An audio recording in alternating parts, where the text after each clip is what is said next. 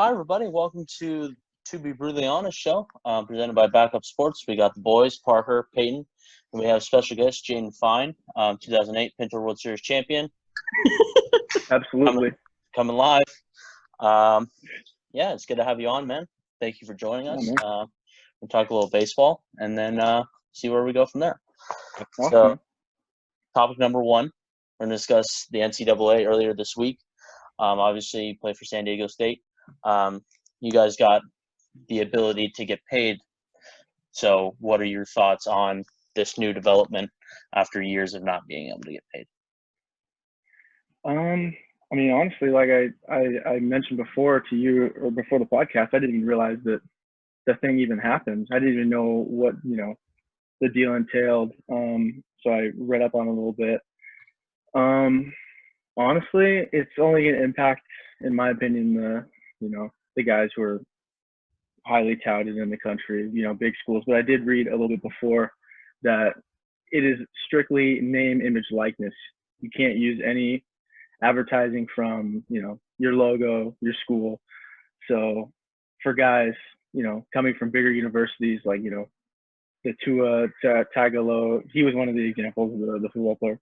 It's going to be easier for him, to market himself and to, be paid more, than like me, who not necessarily has that kind of notoriety from a big time school. So Yeah, what I read was, like you said, it's like just your name and your face. Like you can't even wear your school, like you said, but like you yeah, can't promote another business. So like say like you came out and said you like Chili Simi Valley, like you can't do that. That's against the rules. Which yeah, it's a step in the right direction, but it's still. You know So better than I it's do. basically aimed at like the Zions of the world. yeah. Yeah. In my opinion, yeah. Yeah, okay. That makes Absolutely. sense. Wasn't it like you could sell autographs and then you can make appearances? Like that's it. Mm-hmm. Yeah, That's whack. it's better than nothing, I'd say. They're definitely, because the main thing they're doing it is because like the basketball players, they're skipping going to college and going straight to the G League. So that's why they're trying to make steps to do that. But I was interested to see like the lesser sports like baseball or volleyball or lacrosse or whatever, how that would impact them. But I just want to get your take on it. But Yeah.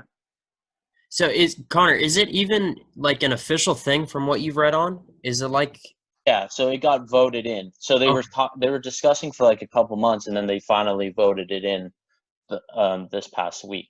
okay. Yeah. Because I remember that one thing earlier in the year. It was about like California, how they wanted to pay their student athletes and stuff like that. Yeah. Like I don't even know if that's official. So I think it just varies, and who knows on the date and stuff. Yeah, but I think it's definitely for those bigger sports that are selling tickets and making the most money for the institutions that you're at, especially at the bigger schools like USC football. They bring in so much money there; it's ridiculous. Yeah. No disrespect to the baseball team down there. No disrespect. It's a nice stadium. Very much. Yeah, jump right into topic 2. I think this is where we're gonna get heated. Topic 2 and topic 3 is really where we get into it. So World Series predictions. If it happens in the shortened season, what do we got? AL, NL. Let's start with Dodger fan himself, Payne Schultz, down there in the corner. Ooh. All right, so I'm taking into account that the fact that this is probably going to be a 100-game season without any fans. So from the AL, I'm tempted to take the Yankees, but I'll take the pitching edge with the Astros. I think they're going to be pissed. They're not going to be playing in front of fans, so that's a huge advantage for them compared to like what it was going to be. In the NL, I'll take the hat I'm wearing. The only reason I'll give the edge to the Dodgers a little bit compared to if it's a shortened season, I think the biggest threats in the NL actually are probably the Nationals and the Mets. I just think if the pitching staff is completely healthy, I think both of those teams can really challenge the Dodgers.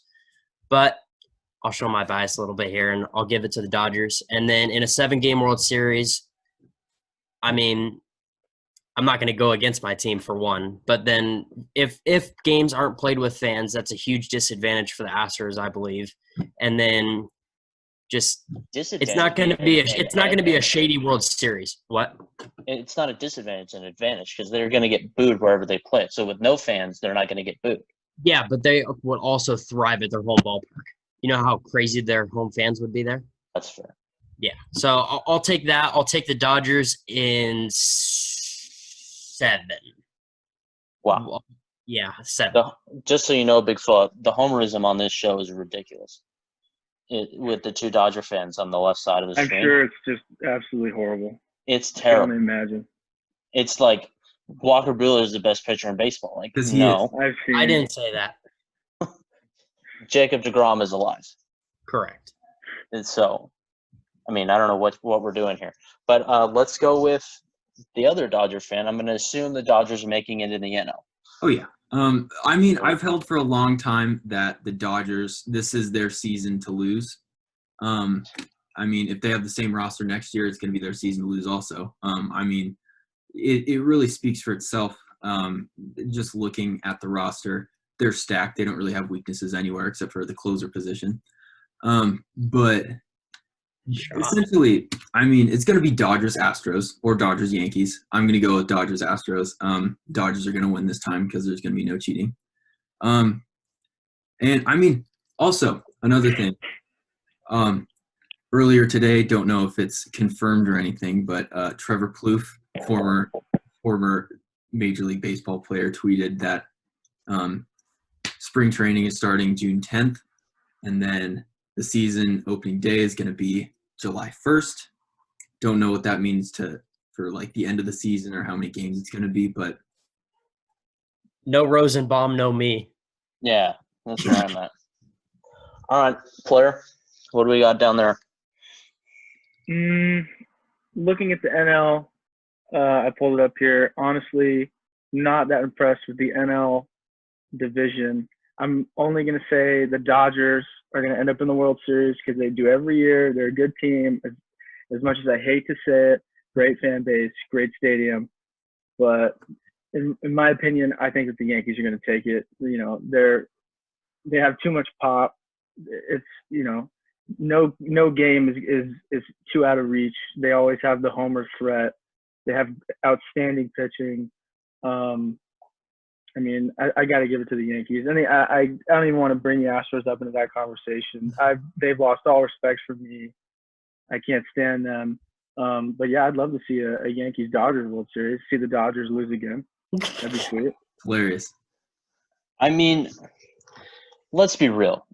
You lost back-to-back World Series. The first one you should have won. The second one you had no chance. You guys, the Dodgers, the Dodger fans, you blew it twice. You have the best pitcher in the decade, arguably, do dog shit in the playoffs. So, I mean, it's kind of embarrassing. Anything different? No, I'd just be embarrassed to be a fan of the Dodgers, to be honest with you. Anyway, I'll provide my 2 teams. I got the Reds going in the NL. Sleeper pick. I like their rotation. They added Trevor Bauer, and then they got that Castillo kid. That changeup's dirty. I don't know how people hit it, but it's pretty nasty. And then they added to their lineup with Moustakas, and then they have that Suarez cat at third base who rakes. Yeah, can rake. Yeah, adding that offense and then that pitching staff, they all come together. Maybe Hunter Green will make it up there. I don't know. It's not going to happen, but Even though he's not that good. No disrespect to Hunter Green. He struck out against Connor Kabasi, so no disrespect. Pitching-wise, I'm sure you're great. And then in the AL, I don't know. I mean, I could say the Yankees and be that guy, but I'm a Red Sox fan, so I can't do that. I don't know. Like, yeah, I'll go the Astros, sure. The Astros, and I got the Reds and Astros. Yeah, I got their Astros winning too. Redemption Astros tour. are going to win. Redemption tour. So, yeah, so like saying like, hey, you don't think we can win without cheating? Bet, and then they just go out and win. Then what can you say about the Astros? They've got some fantastic players. They got 3 potential MVP candidates a year with Springer, Altuve, Correa, Bregman at third. Can't stand that guy, but He's a good player. They got guys. Exactly, and then I mean they lost Garrett Cole, but they still have Justin Verlander and Zach Greinke in their rotation, and Lance McCullers is supposed to come back at some point, and he's pretty good. Zach Greinke is past his prime. He's not going to be the guy he once was. Yeah, but Justin he's still a Verlander. solid number 2. What? Zach Greinke's still a solid number 2. He's a solid. Is he? Yeah, I guess he's a number 2. I don't think Justin Verlander should have won Cy Young last year. But I don't know. I just don't think that pitching wise, I don't think that they're amazing anymore. They have Roberto Osuna in the back end of the bullpen. That guy's really hits it hard in the back end, huh? No disrespect. I'm just saying. No, I think the Astros with their redemption tour could take a World Series. And Zach Greinke is not past his prime because if you go look at Game 7 last year in the World Series, the Fool shoved against the Nationals, who ended up winning that game. But still, Connor. So what makes you lean with the Reds? I'm interested in that. Well, I just think with the addition of Trevor Bauer, I think he's going to have a big year. And then I think that with all the additions that they added in the offseason, like Moustakas, it's like a little guy or like under the radar moves, but I think collectively. And then they have that Aquino person who uses that stupid stick thing, but hits laser beams everywhere. So, I mean, if it works, it works. So I think who's their number 3? I don't know. I think that's Is it Sonny Gray? Oh, yeah. Right. Yeah. And then I think Matt Harvey's in there somewhere, too. The Dark Knight? Yeah, I mean, he was good once upon a time. Yep. Yeah, I bet you. I mean, yeah, I think that they come out and I think they go under the radar, but I think that they can beat a Dodgers in 7 games in an NL. Yeah, I was gonna say because they have the Nationals, the reigning World Series champions, who obviously have some momentum. The Atlanta Braves, who are on the up and up. They've got Acuna, who's going to be an MVP candidate, and he's the electric factory. The St. Louis Cardinals are projected, first in the NL Central. I mean, as soon as you said the Reds, that's such an odd. I didn't even think that didn't even come across my mind. Even like maybe the Brewers, I could see you saying, but the Reds. That's interesting to hear that. Well, it's kind of like the same thing we've said earlier in earlier shows. We think the White Sox are going to do really well too, but I mean, it's just they haven't been so good and they haven't been good in so long. It's just weird to talk about. Yeah, I mean, Jaden's right. The one thing that concerns me about the Reds is just how good the competition is within their own division. I feel like that could be their biggest obstacle, to even getting in the playoffs. Okay, well, the Brewers, I would say, are going down. Yes, they have Christian Yelich, but they don't have, they lost Moustakas and they lost Travis Shaw. They're all going, I think they're on their way down. And then they got the Cubs, who are kind of been off and on. So we have no idea with them. And then you have the Reds, obviously. And then who else is in there? Oh, the Cardinals and the Pirates. Really, you're only looking at the Cardinals. Yeah, contender for the NL Central. Yeah, and the Cardinals are definitely a beatable team. They're not anything special. I did see. Did you guys see? Yadier Molina wants to leave after his contract. He's up for leaving. Could you imagine Yadier Molina not in Cardinals colors? That's like Tom Brady-esque. That's nuts. Yeah, that would be weird. I mean, especially what he's done for St. Louis. He's been the clutch player for years. Yeah. Imagine if he's I don't even know, a Red Sox. That would never happen. I mean, I'd be pumped, but it would never happen. Taking over for Vasquez? But why? Vasquez is 27. Why would we? He's solid. He's solid. I mean, we got rid of Sandy Leon. Rest in peace, sweet prince. But all right, let's move on to topic 3. This is going to spark some controversy. I saw this. This is just okay. absurd. So start, bench, and cut Mookie Betts, Cody Bellinger, and Christian Yelich. Ready, go. Whoever wants to jump in first. Let's start with the Dodgers. The 2 Dodgers. You got it? Or you want me to go? I got it.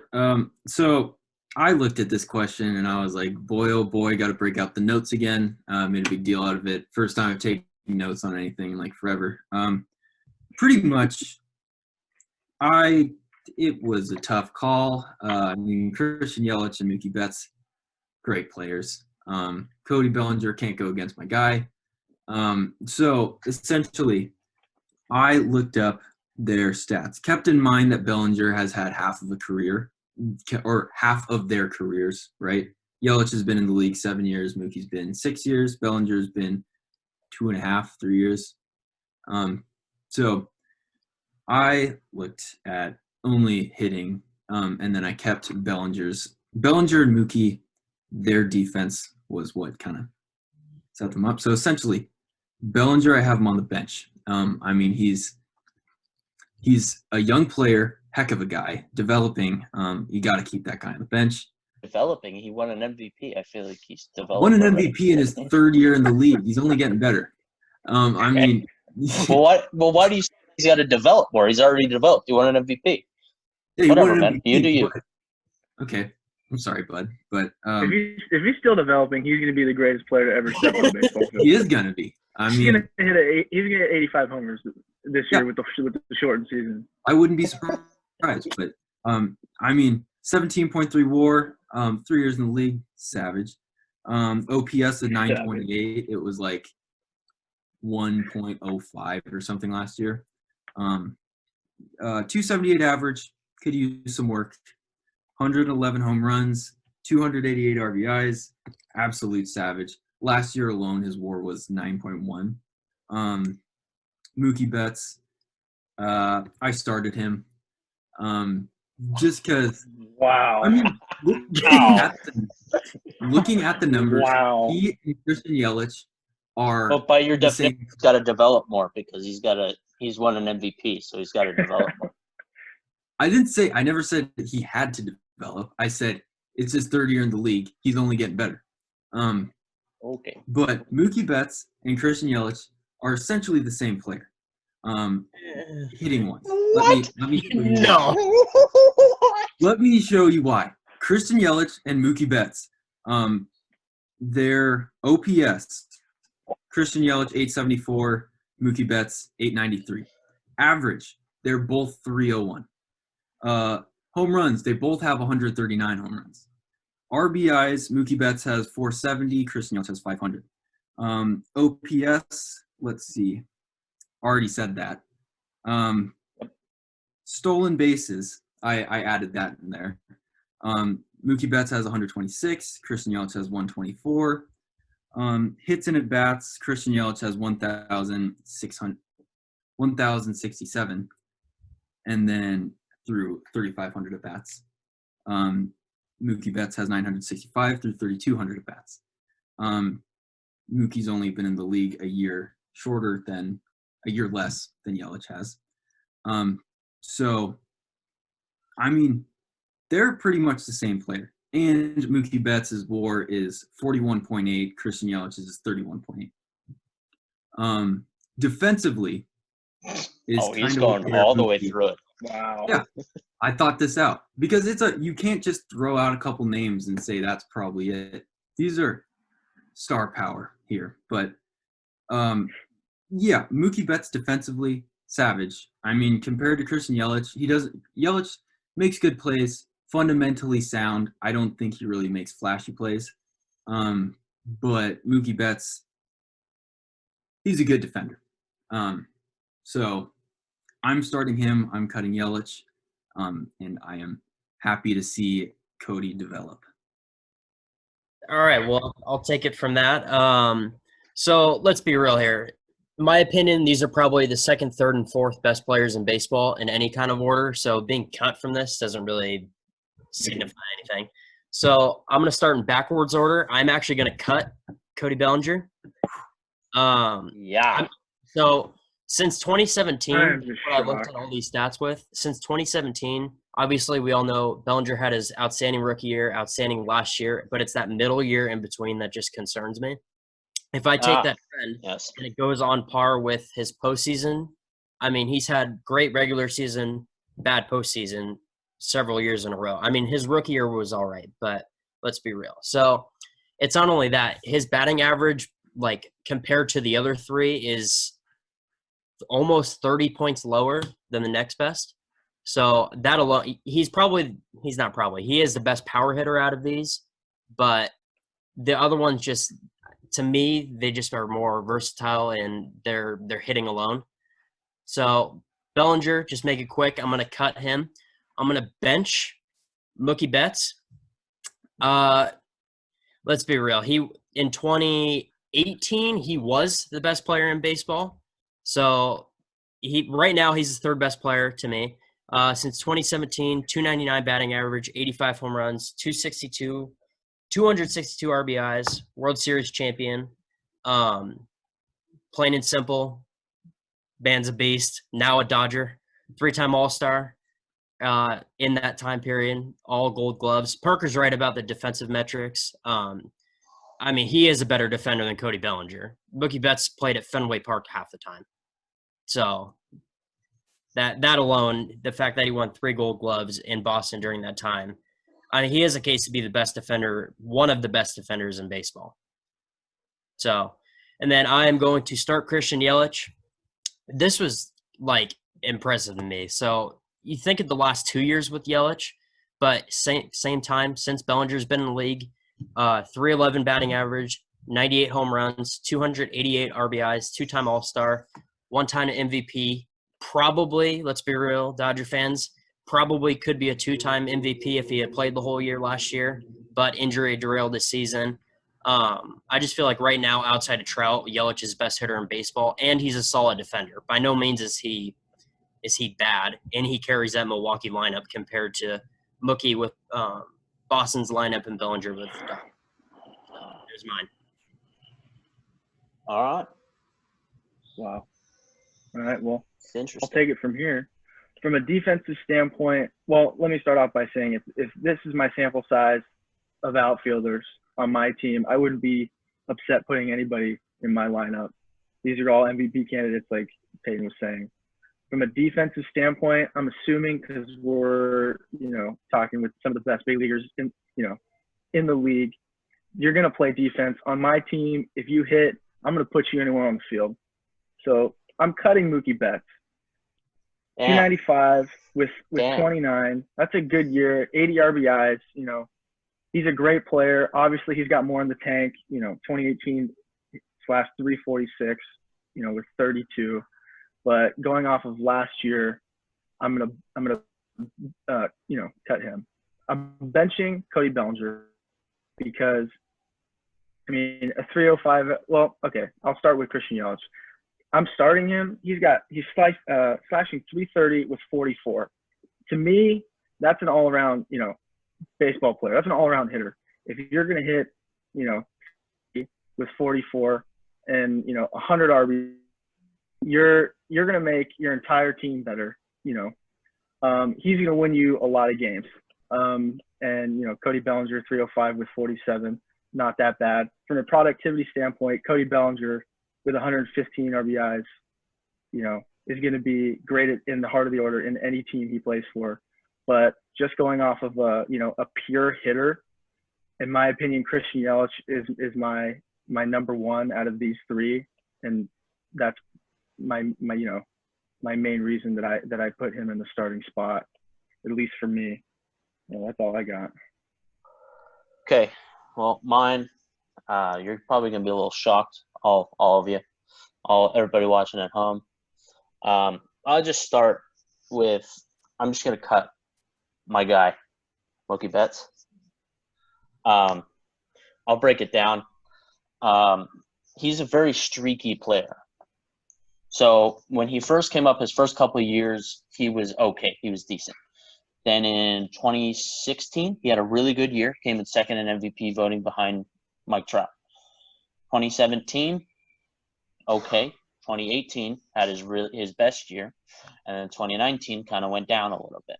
Okay, if I'm gonna go based off of what Jaden said, I want a consistent guy who can get on base and provide a little pop in my lineup. He's very streaky. Also, I think that playing in Boston added his stats a little bit.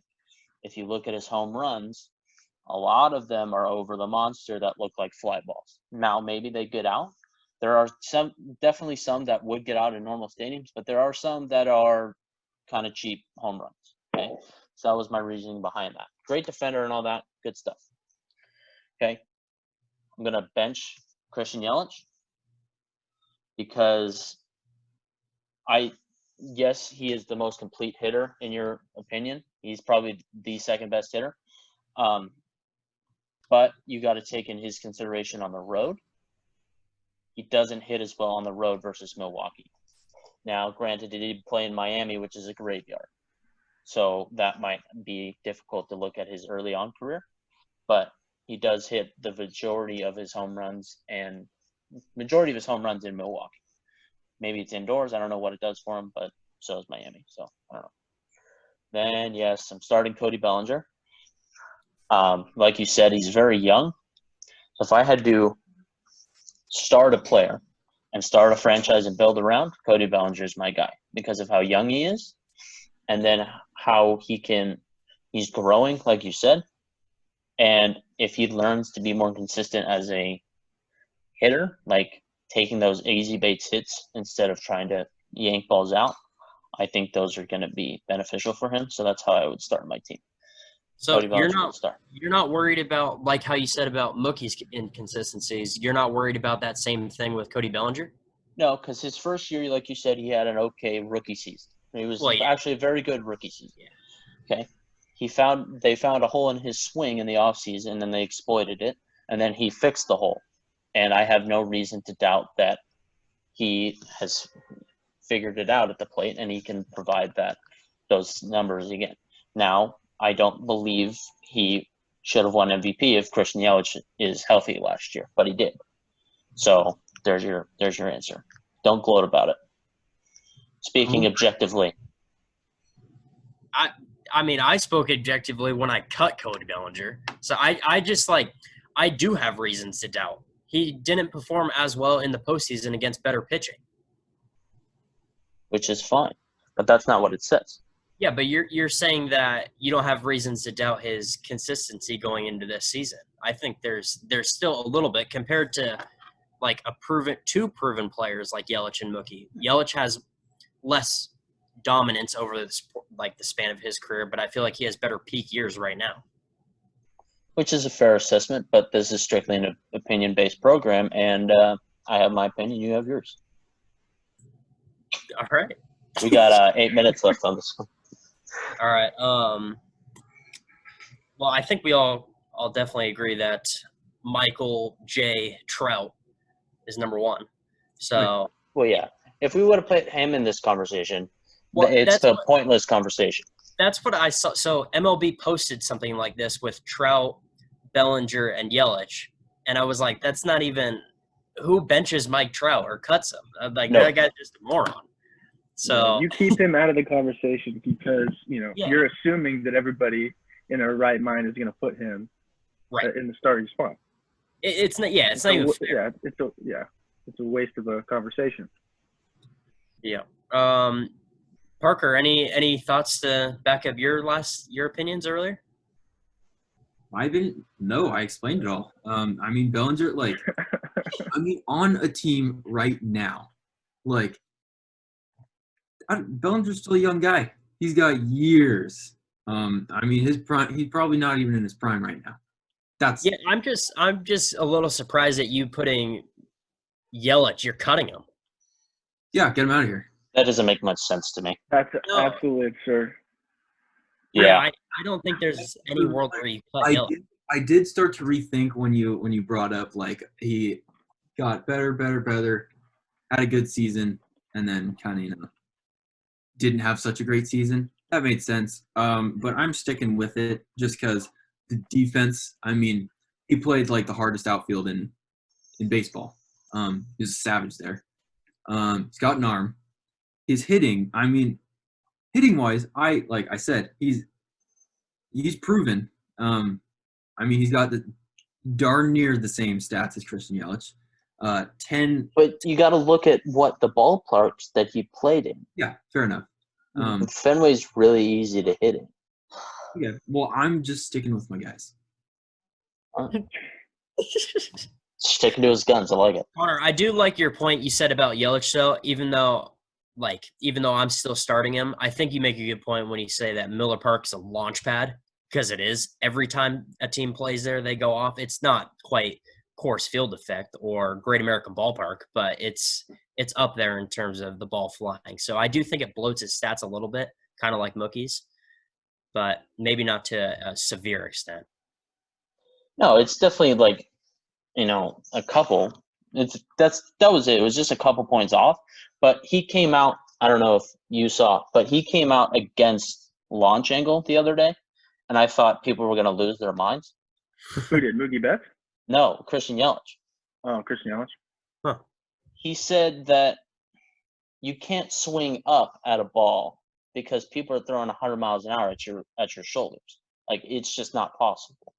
So the whole launch angle thing doesn't make sense to him. Apparently, that's what the tweet said that he put out. Yeah. Which I thought people were going to lose their minds over. But yeah, it seems like something people would freak out about. All the sports writers. Well, like, I follow this guy Donkey Hack on Twitter. Guy's a buffoon, but I follow him just because I see little kids trying to hit home runs, and it's quite funny. But he retweeted, he's like, "Wow, I didn't expect this from this guy." I was like, "Well, maybe he knows a little bit more than you." Just a thought. All right, we don't want to take our break right now. Yeah, we got a couple minutes. I'll resend the thingy above. All right, TBVH taking a quick break. That's us. We're back with topic number 4. In your opinion, your humble opinion, who is the most underrated baseball player of the last 5 years? We'll start with our esteemed guest, Big Phil. So in my opinion, most underrated player, I got lottery pick Andrelton Simmons. Oh, all right. He starting defensively, he is an absolute savage at shortstop. I'm looking at 4 Gold Gloves. I'm pretty sure a platinum glove in there. He at the plate, he's all right. He could be middle of the lineup, end of the lineup guy. But before he got hurt in 2019, he was on the up and up.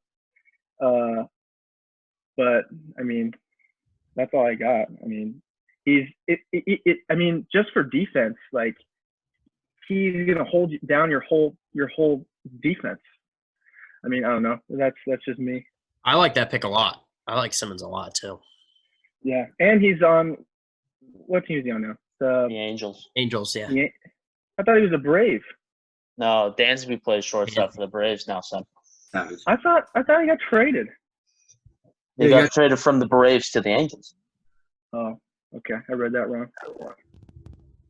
It's all right. How's it best?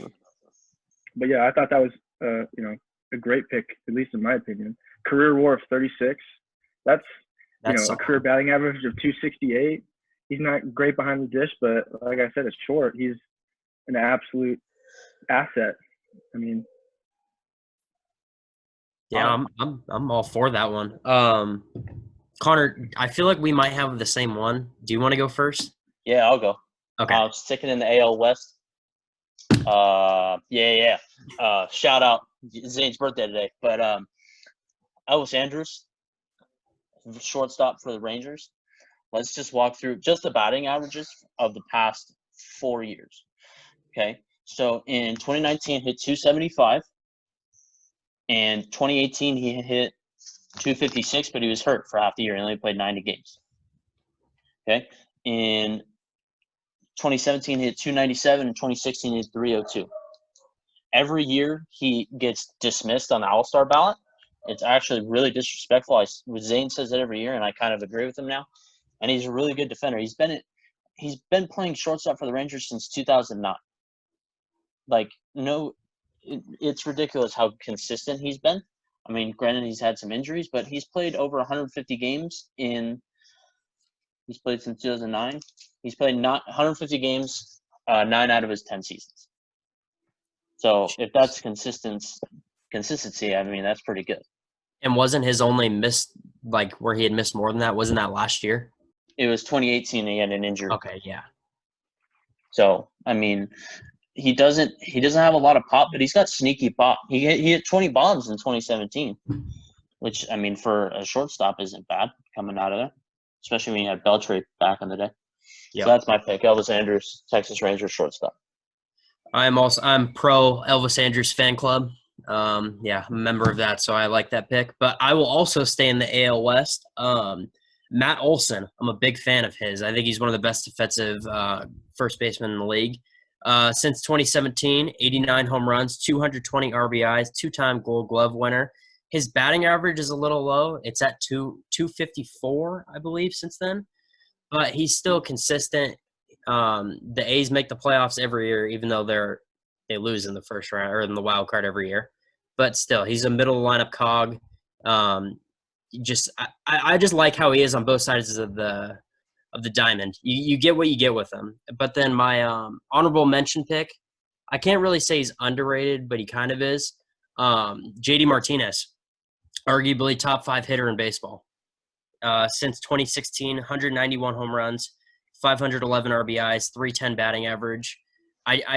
He got overshadowed previously by Mookie Betts in that lineup just in terms of star power, but JD Martinez is a legit case for being one of the better hitters in all of baseball. So those are my two. So I have my main guy, but then also all this talk about the AL West has brought up a runner-up for me. So my main guy that I originally had, Tommy Pham. I mean, you never hear anything about this guy. He was on the Cardinals, pretty good there. He got traded down to the Rays, so no one got to see him play. But so I saw Dodgers-Rays play last year. I think it was last year. It went 6 for 6. I've brought this up a couple times. Like, I mean, no one, like, I didn't really notice it until my dad pointed it out. But I mean, 6 for 6 against, like, obviously, I mean, the Dodgers had played it the same way that the Rays had played it, in that they used the opener, which made for one of the worst games I've probably ever seen. It was terrible. But the 6 for 6 contributed to another Kenley Jansen blown save. But now he just got traded down to the Padres, and no one really cares. But that's a huge addition to the Padres. So I mean, like, looking at his numbers, he I think he came up in like 2014 or something. They're definitely not great numbers. 844 OPS, pretty all right. Like a 277 average with 79 home runs and only a 14.7 WAR, which isn't amazing, but I mean, it's definitely an improvement for the Padres. My runner-up was Matt Chapman. I mean, I don't really know if he's underrated, but that guy's going to be Nolan Arenado within a couple years. Went to the same high school. He was the bat boy. That's your only argument. No, he went to the same high school as Nolan Arenado. That's why you think he's going to be Nolan Arenado. Dude, that's your only argument. Dude, they're not close. Look at how confused he looks. No. Parker, I'm actually on your side here. He's going to be an incredible player. In my opinion, they're basically the same player. I mean, obviously he's not as developed as Arenado, but I mean, he's in the bat's there. He has incredible potential. He's going to be, great at the plate, and his defense is already amazing. He's got a couple Gold Gloves already? Yeah. And he manages to stay positive playing in the Oakland Coliseum. So I don't think he has garbage. So I think he has one, because I think Manny Machado had all the Gold Gloves at third base for all those years. So either way, he's the man. How do we have an age on how old Matt Chapman is? I think if he went 24. He's a year younger than Nolan Arenado if they went to high school together. I think he was 2 years. The problem with Matt Chapman, he went to Fullerton. He played for the Titans, so he has a few. Arenado's got more of playing time, obviously, more ABs. But yeah, roll tights. Yeah, former batting practice pitcher for them, huh? No, probably not, but that's fine. I thought about this because I feel like he's always on every underrated list, so I don't know if he's underrated because of that or overrated. Whit Merrifield. Oh, yeah, that fool rakes. I mean, any good player on the Royals is going to be underrated because no one ever hears anything about the Royals. True.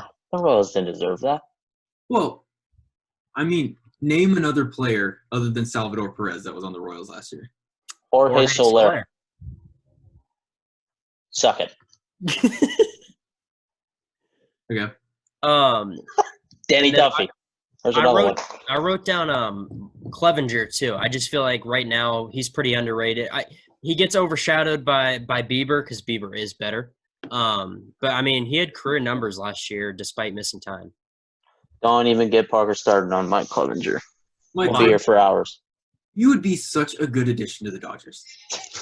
Like, who's left that you got to trade to the Indians? Who do you have left? Our farm system. Everything. Everybody could go to the Indians. Everybody. I don't think he would really fit on the Dodgers. I mean, they would have to give up a lot. Put him on the mound. Well, where else is he going to play? You think? You're stumbling today. You have the notes and everything, and you're stumbling. Hey, I respect your opinion, though. Thank you. Because it's an opinion-based show. He didn't have any Dodgers. Man, no, I respect it. Yeah. I mean, there's no really Dodger that's really underrated, I think. I mean, you could make a case for Justin Turner, but that's fine. Yeah, I thought about that for a little bit, but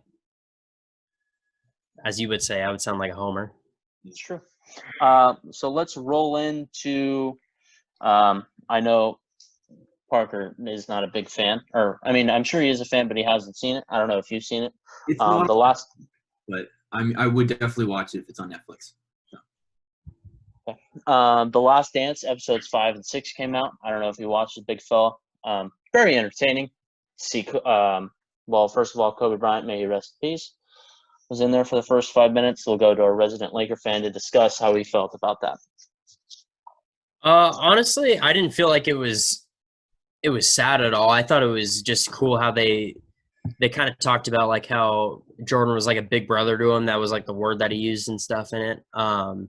I just thought it was a cool little moment. I feel like honestly, there was probably more footage of him originally in it, and they might have shortened it down a little bit since his passing. But I thought it was cool that just the whole intro part with that. It made sense with the whole timeline that they've been following. So the little Laker boy, I guess, turned out pretty good. So yeah, I thought that would be any part was awesome.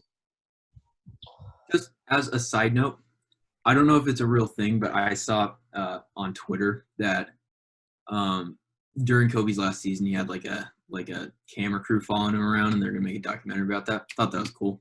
Yeah, that is pretty cool. Yeah.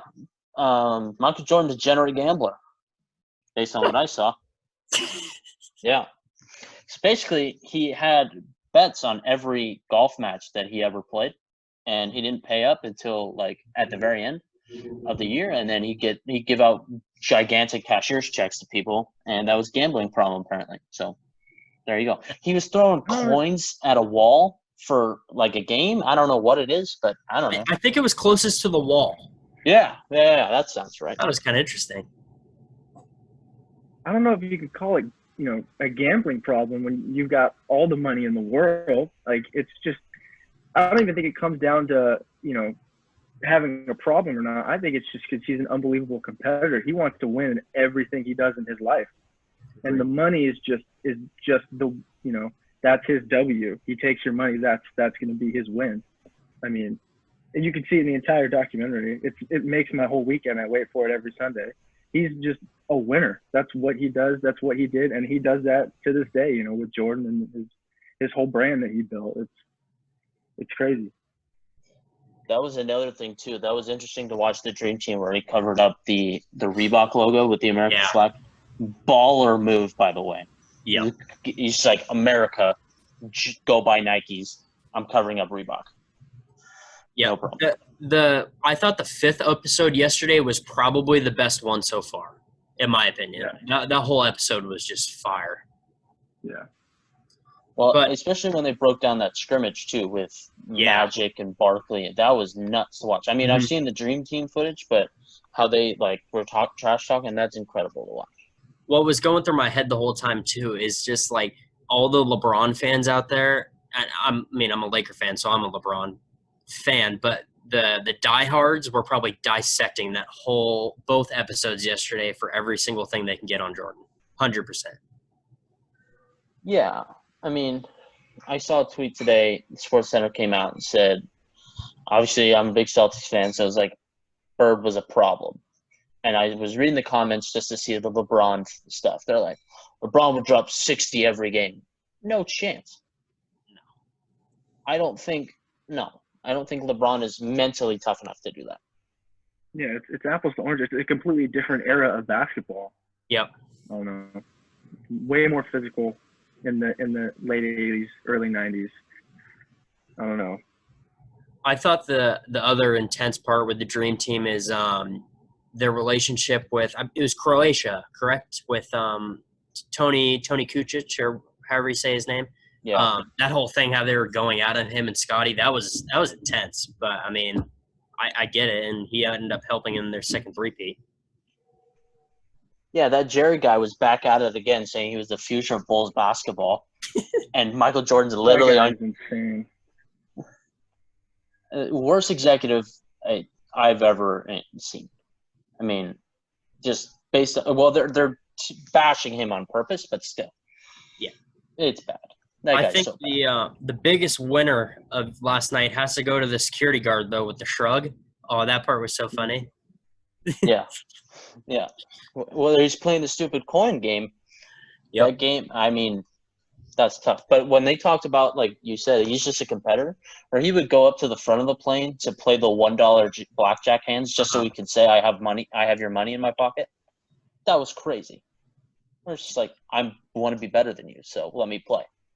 All right. Yeah, I didn't catch it, but did they give like a sneak peek of at the end of what's for next week? He announced his retirement. Oh, okay. So they go into the retirement and start of the playoffs, right, for the '98 season. Yeah. Okay. Yeah, that'll be interesting. I think they what talk a about disaster of a year. I didn't realize how chaotic that '98 season was for the Bulls. With basically the Crouch guy telling Big Phil, "Hey, you're not coming back. This is it for you." With Michael, with his whole thing. I didn't realize that before. Just imagine in our perspective, just telling Michael Jordan, like, you might not be here next year. It just doesn't make any sense. Yeah, no. And Parker, from the looks of Parker, what's up, man? Nothing much, man. Just hanging. You gonna tune in next week? Well, why would I jump in like the 7th episode? I think they're supposed to add it on Netflix here in a couple weeks. I'm not even joking. Yeah, when it comes out on Netflix, I'll binge it, but I'm not just gonna hop in on the 7th episode. I gotta get the back. Yeah, don't do that. Yeah, that's fair. Yeah. I mean, Dennis Rodman, what a guy. I mean, just again. Yeah. I want to go to Hooters instead of going to the pool or the golf course. I'm just gonna go to Hooters, Phil. Thanks for the day off. I'm going to Hooters. All right, man. See you later. As a dude, he's an absolute savage. He's one of the best rebounders of all time. Correct. Like how can that guy off the court be one of the most dominant guys? It just blows my mind. Did you guys see? There was like a post, I want to say maybe Bleacher Report this week, saying like who would get the rebound, and it was a bunch of hands, and then Rodman was in it, but then they put Draymond Green in it. It was ridiculous. Yeah. I mean, they talk about the Suns, too. I saw that on Twitter. Like, they were saying, Draymond, what do you have to say about yourself, saying you're better than Charles Barkley? Because Charles Barkley in that series, I felt like, did his best. And he even said it. Like, I played my best, and he just beat me. That's how much better he was. Mm-hmm. But Draymond Green, like, if you don't have Steph Curry and Klay Thompson and Kevin Durant, you don't win anything, my dude. He's barely a starter. That's a buffoon. Yeah. Biggest clown in the NBA today. I mean, JaVale McGee's still in the league. So you count KD with his rabbit ears, he has to respond to everyone. That's fair. Kyrie's a psychopath too. So What about the guy that started the whole coronavirus thing? What was his name? Oh, Gobert, Rudy What an Gobert. absolute savage. He's up there in characters now. Yeah. I don't have corona. I don't have corona. Touching all the buddy. mics and stuff. Yeah. What a jabroni. All right, Nuts. Connor, lead us into our last topic. Topic 6. It is May 4th today. May the 4th be with you. So we're just going to go around. What are your top 3 favorite Star Wars movies? Animated, regular ones, whatever. Yeah, we'll start with Parker. Let's see this. This will be good. Number 1, we're gonna start at the top. The Wrath of Khan. And there it is. It's disrespectful. Yeah, I was just kidding. So I don't have any. Most because Rogue One is my top one because that's the only one I've seen. Hey, we love it. We love the honesty. Yeah. All That's right, it. that was short and sweet. Thank you. Connor, you want to go? Yeah, I guess I'll go. Number 1, I'm gonna go sleeper pick. Revenge of the Sith. Great film. Okay, classic memes by Ewan and Hayden Christensen. Guy's a legend. Number 2, I like Rogue One. Not gonna lie to you. So Parker, I'm with you. It's pretty good. Number 3. It's tough. None of the sequels are on my list because they're terrible. I'll go with Empire. I'll be one of those guys. Empire Strikes Back.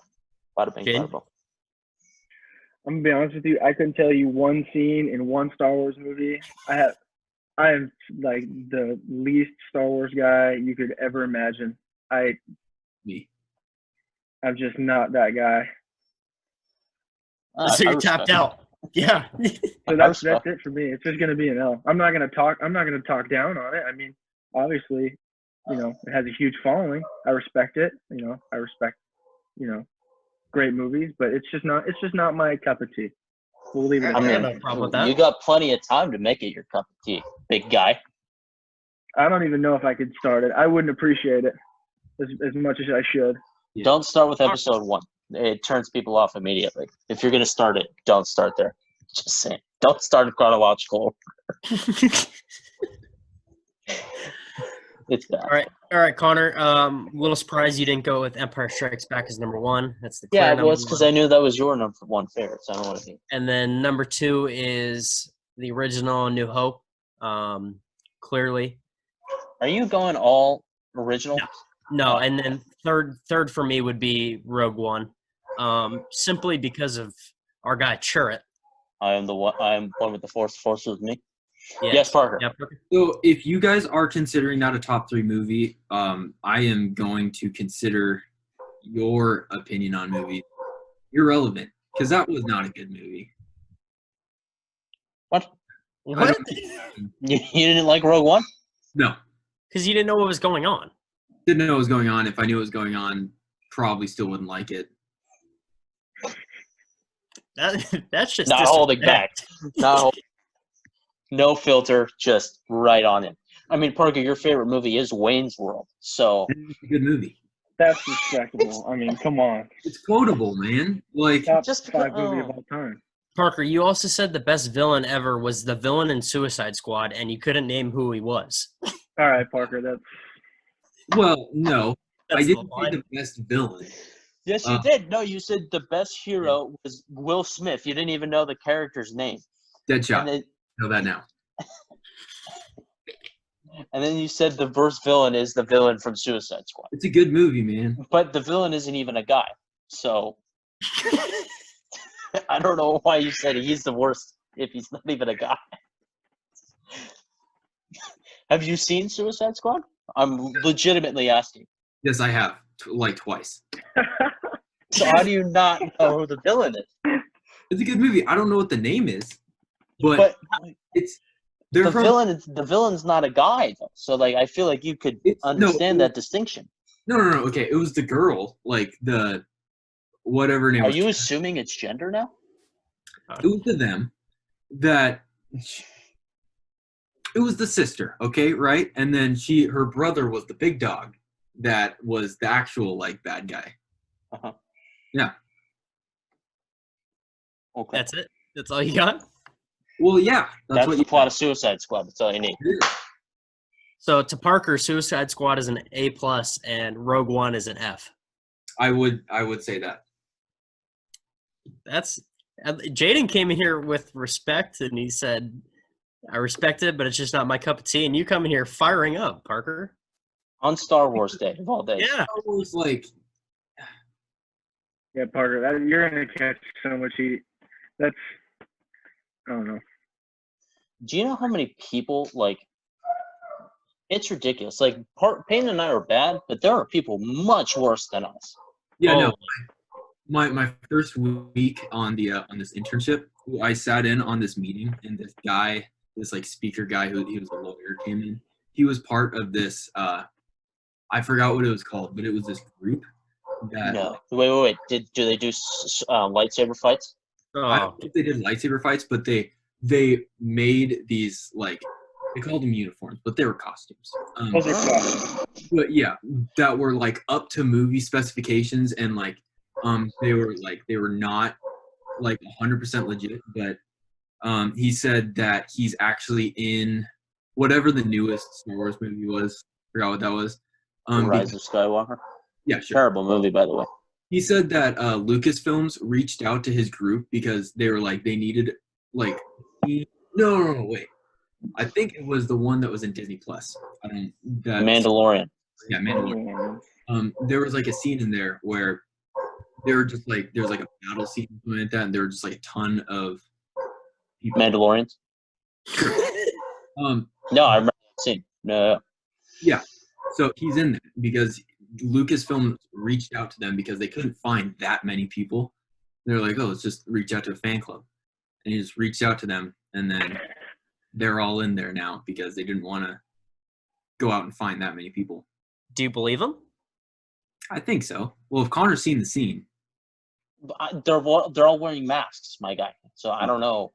And I don't even know what this guy looks like. It could be Cap. Oh, It could be, but I believe it because there are people out there that do that. Yeah, but I mean, do they often get cast as extras? Yeah, this guy did. Okay.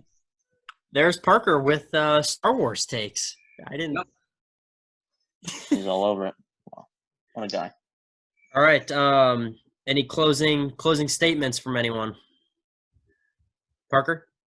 Not really. Suicide Squad is better than Star Wars, but that's it. Jaden? nothing for me. Thanks for having me on, guys. It was fun. Thanks for coming on. No, I mean, thanks for coming on, big fella. And yeah, it was a good show. I felt like got a lot done. Yep. Come on again. It was a great show with you. Good stuff. Good stuff. I'll post these on Twitter and YouTube tomorrow. Yeah, I mean, we'll get our 9 views and we'll move about our day. Yep. Front of the show. Jaden Fein. Come how you Oh, want. hey. Oh, Connor mentioned it earlier. Shout out Zane Christie, his birthday, May the 4th. It's a good birthday. Uncle Eddie. It makes no sense how someone that's a diehard Star Wars fan is also born on this day. No sense. Fuck you. All right. Well, let's hit it. All right. The To Be Really Honest show presented by Backup Sports. See ya.